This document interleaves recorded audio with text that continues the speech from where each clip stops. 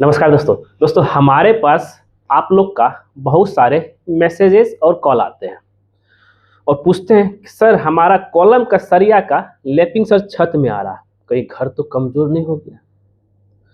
Sir beam का lapping जो है बीच में आ रहा है, यानी तो छत का लैपिंग कहाँ पे दे सर।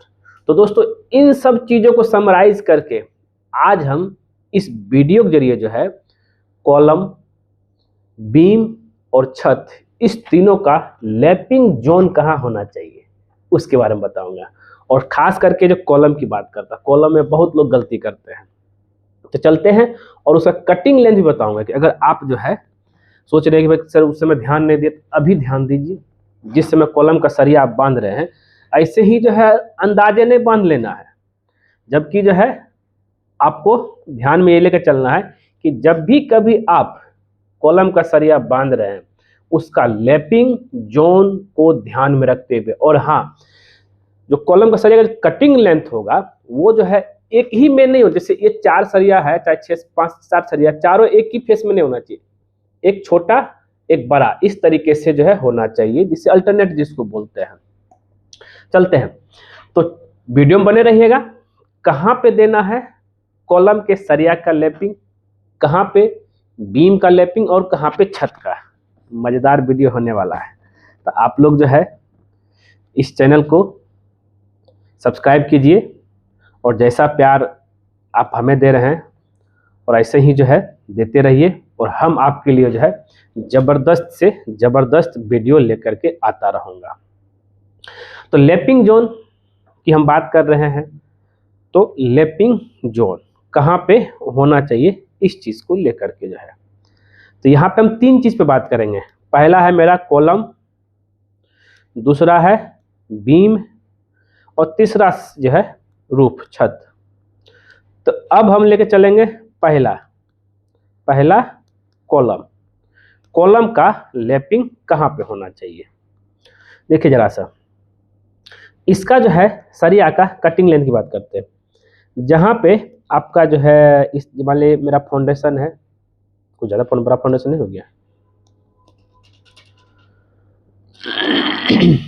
मान लीजिए ये मेरा जो है फाउंडेशन है और ये मेरा ग्राउंड लेवल है, ठीक है। अब यहीं से मेरा सरिया जाएगा, हम सरिया का कटिंग लेंथ बता रहे हैं। तो ये यहाँ पे जब सरिया जाली रहता है, एल यहाँ मुड़ता है, फिर ये ऐसे करके ऊपर जाता है, फिर कुछ इस तरीके से रहता है और यहाँ भी एल मुड़ता है। तो अब ये जो एल मुड़ रहा है, ये एल कितना, क्या डिस्टेंस है। एग्जाम्पल लेता हूँ, अगर आपका जो है फाउंडेशन डेप्थ ये जो है 4 फीट है, ठीक है, 4 फीट ये हो गया यहाँ पे, और ये जो एल जो मुड़ेगा 1 फीट 6 इंच रहता है, फिर आपका 2 फीट आपका हाइट रहता है प्लिंथ लेवल, तो 2 फीट ये हो गया। अब जरा समझ, अब यहीं से इस लेवल से और आपका छत का लेवल, जो भी आपका छत का लेवल होगा, ये छत का लेवल, ये मेरा छत का लेवल होता है 11 फीट। और आपको पता है कि भाई लैपिंग जोन क्या है, लैपिंग जोन कहाँ होता है, जरा समझिएगा। नीचे से L/4 छोड़ देंगे, ऊपर से आपका जो है L/4 छोड़ देंगे, जो बीच का जो बचेगा यहाँ से लेकर के यहाँ तक, मतलब कि L/2 के बीच में। आप बोलेंगे सर L क्या है, तो यहाँ जो 11 फीट है यही मेरा L है, तो L/4 कर देंगे तो ये आ जाएगा 2.75 फीट और 2.75 फीट, इस दोनों के बीच में नहीं होना चाहिए। ये जो बचेगा जगह 5.5 फीट, इसमें आपको लैपिंग करना है। तो अब यहाँ पे देखिए, तो 5.5 फीट जगह में, लेकिन यहाँ अगर इसका सेंटर निकालेंगे, सेंटर का डिस्टेंस कितना हो जाएगा यहाँ से यहाँ तक का 5.5 फीट, 11 फीट का आधा 5.5 फीट, तो 4 फीट ये, जरा समझिए, तो यहाँ पे ये 1.5 फीट ये एल यहाँ मुड़ा रहेगा, plus 4 feet depth, plus 2 feet plinth level, plus 5.5 feet, ये हो जाएगा दोस्तों कितना, 13 फीट। 13 फीट में एक तो सरिया हमको काटना है, और ये जो रहेगा मेरा अल्टरनेट रहेगा। पहले हम कटिंग लेंथ बता देते हैं, फिर जोन बता देंगे हम। और एक दूसरा जो रहेगा अल्टरनेट में वो +2 फीट बड़ा रहेगा, ये आपका कितना हो जाएगा 15 फीट, यानी तो -2 फीट भी लेके चल सकते हैं 11 फीट में। यहाँ तक क्लियर? यहाँ तक 13 फीट, इससे चाहे नीचे लीजिए चाहे ऊपर लीजिए, लेकिन अल्टरनेट रहेगा, ठीक है। और मेरा सरिया का लेंथ होता है 40 फीट, 40 फीट में से 3 भाग में इसको काट दीजिए अल्टरनेट में, तो आपको ये यही के रेंज में होना चाहिए अल्टरनेट में। तो आपका जो है ये जो है जोन बी। अब ये जोन बी में क्यों दिया गया है जरा समझिएगा, इसके पीछे भी रीजन है। अगर हम, और उससे पहले बता दूं कि भाई लैपिंग लेंथ जो होता है, formula lapping length equal to 30D से 50D। हम यहाँ पे 50D लेकर चलते हैं। डी मेरा कितना है, अगर 12 mm का सरिया है इक्वल टू डी जिसको बोल दी है, तो 50 × 12 equal to 600 mm equal to equivalent लगभग 2 फीट के बराबर होता है। यहाँ तो ठीक है, 2 फीट का जब भी कभी हम नया सरिया इसमें लैपिंग करेंगे तो वो आपका जो है जरा देखिएगा कितना हो जाएगा। जैसे नया सरिया आया उसको लैपिंग करेंगे तो कुछ इस तरह से ऐसे ऐसे करके जाएगा, कुछ इस तरीके से ऐसे कर, माफी चाहता हूँ, ऐसे करके जाएगा। अब यहाँ जो है दिख रहा होगा जगल, ये जगल क्या है भाई, तो जगल कितना होना चाहिए, जगल जो होता है 1/6। अब ये 1/6 क्या है, मतलब 12 mm का सरिया है इंटू 6 कर देंगे तो 60 mm, सॉरी माफी चाहता हूँ 72 होगा ना, 72 mm। इट मीन्स ये हो गया, ये जो जगल आएगा ऐसे करके सरिया का, और ये आपका जगल लेंथ, तो ये जो ऐसे करके मुड़ रहा है यहाँ पे, यहाँ जो यहाँ से यहाँ तक डिस्टेंस, यही डिस्टेंस आपका जो है 72 mm रहेगा। हुआ क्लियर? और ये जगल जो है कुछ इस तरीके से आपका जाएगा। अगर हम एक तो वीडियो आपको दिखाऊं तो आप क्लियर हो जाएगा, क्योंकि ऐसे जो है सीधा, अब ये नहीं कि मतलब कि नीचे जो सरिया है उसको सीधे सीधे से जगल कर देना, ये गलत है। आपको जो एकदम ये जो नीचे वाला जो सरिया जो आएगा, ऊपर वाला सरिया ऐसे करके जगल रहेगा। जरा देखिएगा, कहाँ भाग गया भाई साहब, इसमें होना चाहिए, नहीं इसमें।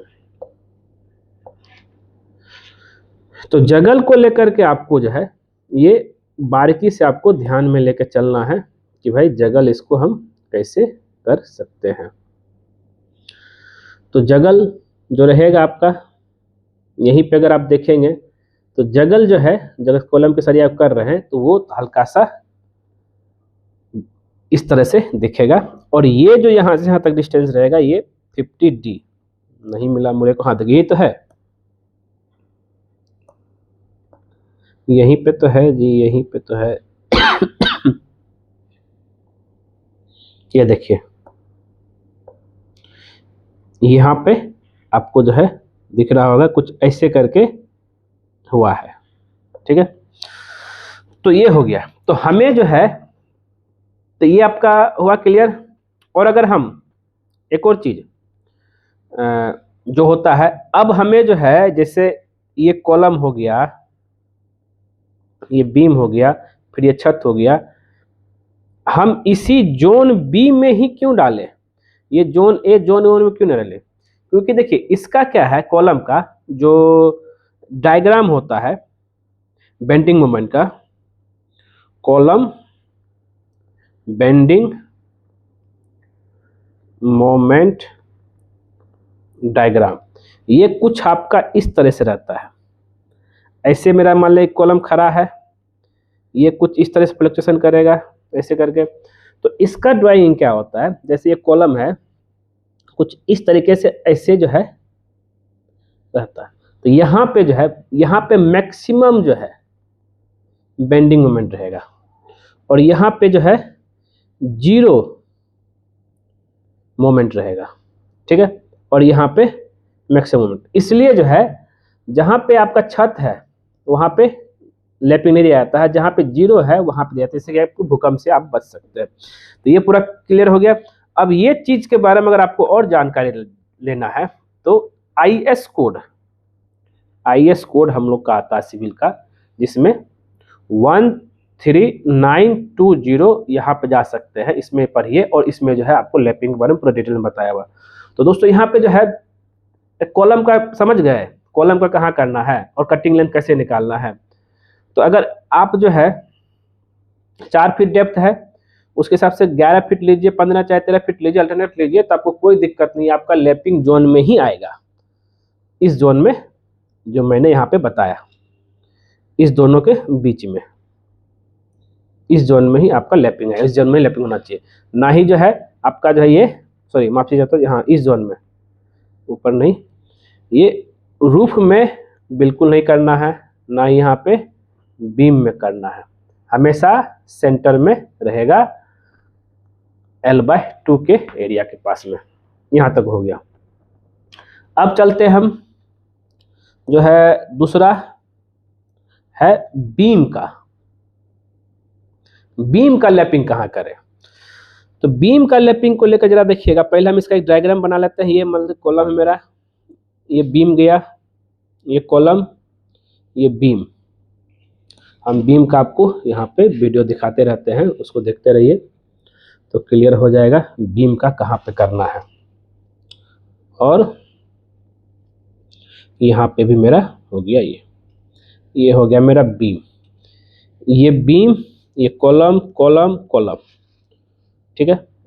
और बीम का क्या प्रॉपर्टी है? जब बीम के ऊपर लोड आता है तो कुछ इस तरीके से वो एक्ट करता है, ऐसे दबता। कॉलम पास तो दबेगा नहीं, ऐसे करके ये दबेगा। देखिए हम आपके भाषा में बता रहे हैं, ज़्यादा टेक्निकल बोले तो फिर आपको भारी लग जाएगा। और इसको दूसरा भाषा में ऐसे ले सकते हैं, कुछ जैसे यहाँ मेरा कॉलम, सॉरी ये मेरा कॉलम कुछ इस तरीके से, तो ये जो लोड, इसका जो डायग्राम होता है बेंडिंग मोमेंट का, कुछ इस तरीके से आता है। जरा देखते जाइए, ये मेरा छत हो गया, रूफ। अगर ऐसा आ रहा तो इट मीन्स क्या हो गया कि किस पोजीशन पे आपका जो है, बोलूं तो इस पोजीशन पे जो है आपका, ये जो पोजीशन है टॉप में, यहाँ पे आए क्या आएगा, कंप्रेशन, ठीक है। और यहाँ पे इलोंगेशन, मतलब ये खिंचाव हो रहा है, यहाँ पे दब रहा है और यहाँ खिंचाव रहता है। इसलिए जो है जहाँ पे दब रहा है तो वहाँ पे हमें जो है लैपिंग देना है, ठीक है। तो जो बीम का जो सरिया कुछ इस तरह से 4 गो रहता है, तो टॉप सरिया का लैपिंग जो होगा ये मिड में होगा, ठीक है। इस मिड में जो भी सरिया अगर आप यहाँ पे है, लैपिंग आपका कुछ इस तरीके से जाएगा मिड में, ठीक है। वही अगर बॉटम की बात करें तो बॉटम की सरिया जो आपका लैपिंग होगा वो आपका सपोर्ट के पास,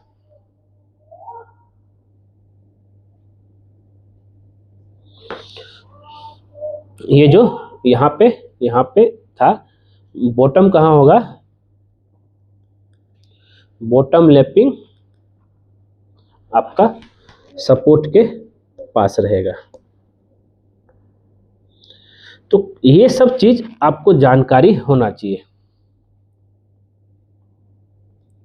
सपोर्ट मतलब कॉलम के पास, तो यहाँ पे लैपिंग या यहाँ लैपिंग आप दे सकते हैं बॉटम की, क्योंकि यहाँ पे क्या हो रहा है कि भाई, और टॉप में यहाँ पे बेंडिंग मोमेंट कम रहता है, बॉटम में यहाँ पे कम रहता है, इसलिए यहाँ पे आपको लैपिंग देना है। हुआ क्लियर? आगे बढ़ते हैं। अब बढ़ते हैं तो ये हो गया आपका बीम का। अब तीसरा जो पॉइंट था आपका वो है रूफ, छत का। ये याद रखें। अब छत में क्या है कि जनरली लैपिंग देने की जरूरत नहीं पड़ती है, वो कैसे भाई, उसके बारे में बताएंगे। छत में क्या जरा समझिएगा।